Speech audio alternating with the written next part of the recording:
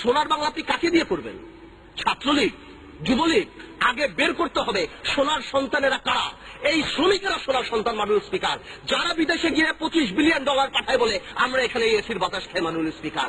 These are the golden labours of Bangladesh. আসলে আমাদের problem কি, আমরা এদেরকে সম্মান করি না। যদি সম্মান করতাম তাহলে ভালোবাসতাম, আর যদি ভালোবাসতাম তার সাথে দায়িত্ববোধ আসতো। আপনি দেখুন, কয়েকদিন আগে নিমতলির ঘটনা ঘটেছে, কি লাভ হয়েছে? সেখানে এখনো সেই কেমিক্যাল বিক্রি হয়।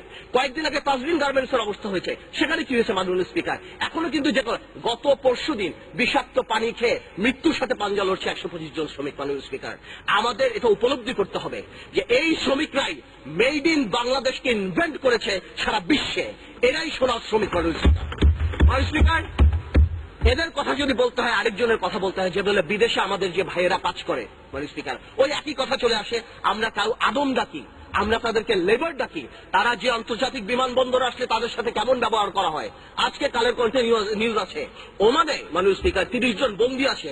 কেউ কন্টেইনারে থাকে, স্পেশালি ইউএই থেকে আরম্ভ করে সৌদি আরব, লন্ডন, গ্রিস, যেসব জায়গায় আমাদের শ্রমিক ভাইয়েরা থাকে। কেউ কন্টেইনারের মধ্যে থাকে, কেউ জঙ্গলে থাকে, কেউ এমন অবস্থা থাকে 100 স্কোয়ার ফিট জায়গার মতো 100 মানুষ সেখানে থাকে। মাননীয় স্পিকার, বিদেশে যারা অ্যাম্বাসেডাররা থাকে তারা কি শুধুমাত্র আমরা ওমরা করতে গেলে আমাদের প্রোটোকল দেওয়ার জন্য, মন্ত্রী মিনিস্টার গেলে তাদের সুটকেস টানার জন্য? আমি জানতে চাই, মাননীয় পররাষ্ট্রমন্ত্রী ছাড়া কয়জন এমপি বলতে পারবেন যে সৌদি আরবে আমাদের অ্যাম্বাসেডারকে? কয়জন বলতে পারবেন ইউএইতে আমাদের অ্যাম্বাসেডারকে?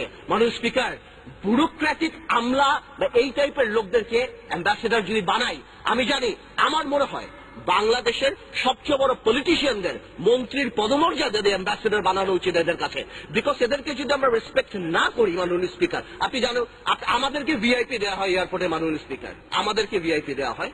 এবং আমরা যখন দেখি এরা দাঁড়িয়ে থাকেন, একটা পুলিশ থেকে আরম্ভ করে কাস্টমস পর্যন্ত তাদের হয়রানি করে যে এই টিভি আপনি কোথা থেকে এনেছেন, এটা আপনি।